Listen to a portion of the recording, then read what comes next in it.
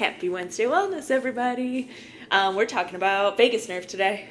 What happens in Vegas goes all over the body. I'm sure you've heard it before from previous videos. Yes.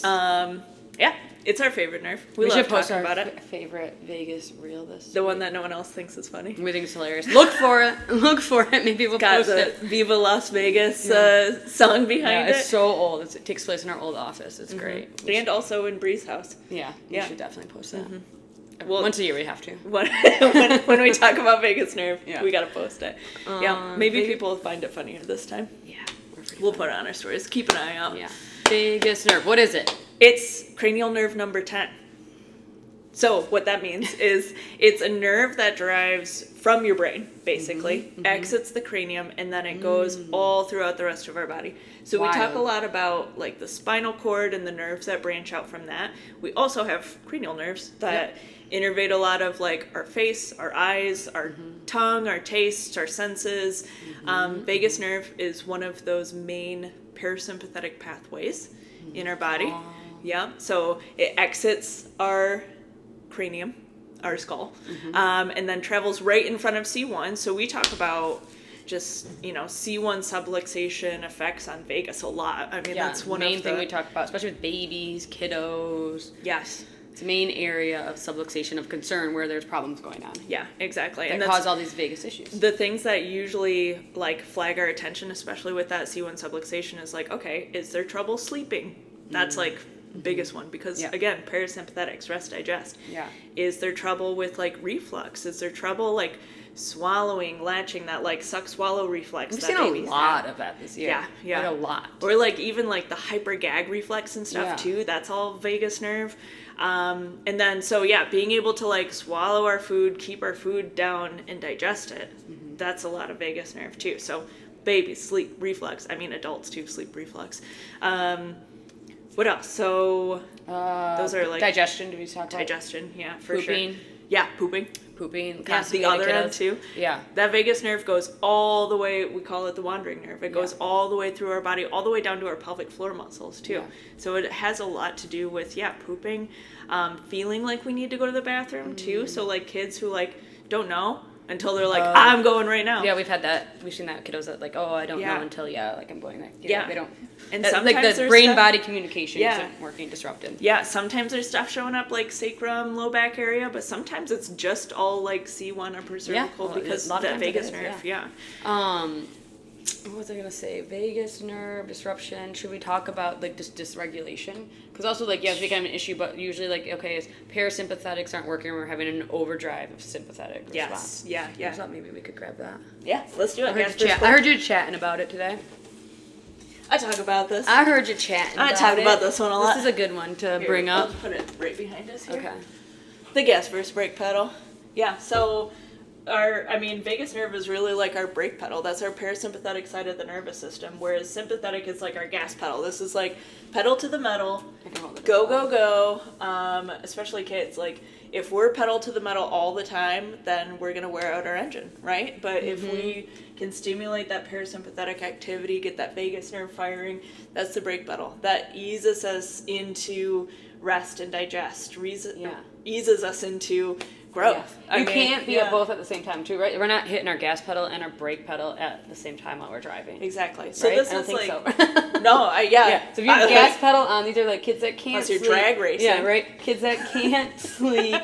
Look, okay, so we're talking about babies. They're probably our colicky babies, babies that aren't sleeping, babies that aren't pooping, spitting up. If we're talking about bigger kids, these are kids also that can't settle, right? Can't sleep, can't stop moving, can't regulate their emotions. And then maybe aren't hitting their milestones either because that growth happens in that parasympathetic state too. We need that.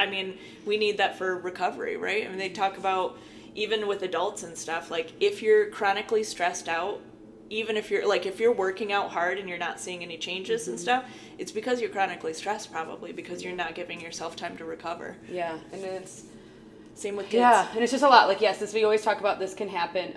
Oh, here's how it's going to happen, right? Yeah. Physical stress, trauma. Okay, this starts at birth, right? So birth process, hard on baby, even the most natural birth. Like, it's just hard on being delivered, also hard on mom, but also there's any interventions that could happen during birth. Physical stress. Yep. Right.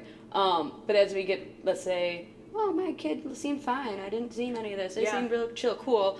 We go through life, we learn how to crawl, we fall down a lot, more physical stress. We're just big kids. We fall, we play, we playing sports. Toddlers. I don't know if you've ever seen America's Funniest Home Videos, but it's like kids flipping over play things and like... Or maybe you brought your baby and you're like, I took care of it. Well, no, like there's still more physical stress can always happen. But yeah, bodies are under stress. Yeah. We live under gravity. Yeah. We chemical stress, what we put into our body. So this can be like in utero, what mom's taking. Yeah. Also, maybe mom was on a med that she couldn't go off of during for sure. her pregnancy. That happens. Maybe, there's meds a lot during, of those things. Meds during labor delivery, meds after, then epidurals. I mean, there's environmental toxins that they get, just chemicals in our food. Food's junk. Pretty much. We have all those there's dyes. more and more studies coming out too about you find residual toxins and stuff in and microplastics and placenta and stuff. Like we kind of live in a toxic environment. Yeah. It's toxic. Don't get me on a soapbox. Yeah, but I'm not a super crazy person about what my kids eat. But there's plenty of toxins my kids are getting. So. The reality is there's there's cool. You Exposed can't, to toxins. You got to have a balance. It can't be too crazy.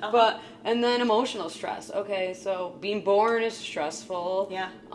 Maybe something stressful happened during pregnancy. Big kids having little siblings come in. That's emotional stress on them. Yep.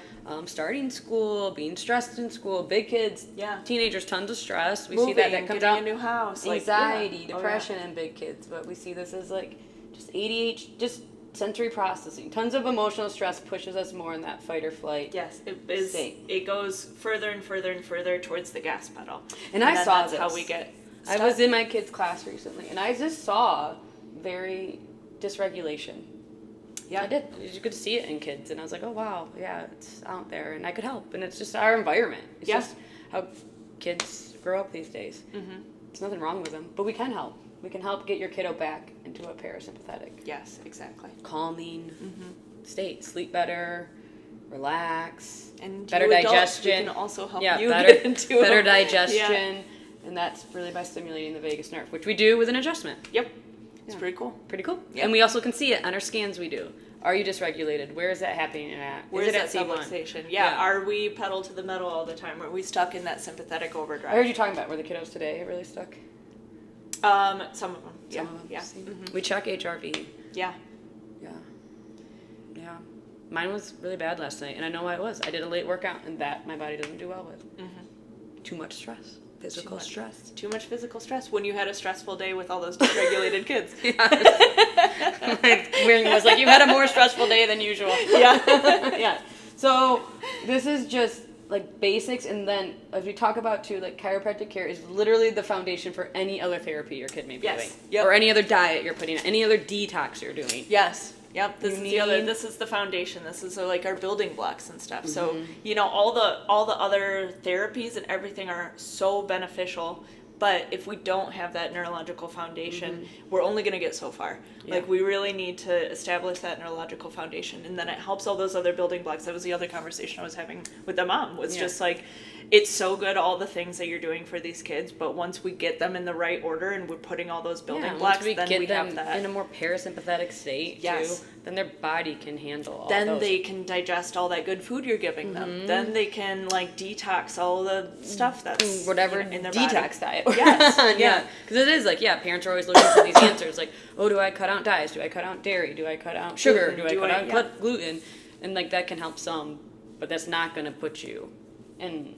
It's not going to get your parasympathetic nervous system functioning as it should. Exactly. And then those are the good things to add on if you need to. Mm-hmm. You might not need to. Yeah. Maybe then we just need to regulate the nervous system a little bit. Yeah. It's key. If I learned anything yesterday, it's vagus nerve. It's key. Vagus nerve is key. Yep. Okay, so if you watch this and you're like, that all sounds pretty interesting. That does sound like my kids, or maybe me. Mm-hmm. Maybe my sister's kids. I don't know, someone I know. Send them our way. Message us, text us, call us, email us. If you have any questions, you want to schedule a scan, the scans we do, tell us what's going on. Mention this, and we'll give it to you half off. Yep, exactly. Cool. Have a great Wednesday. Happy spring. Happy spring, yeah.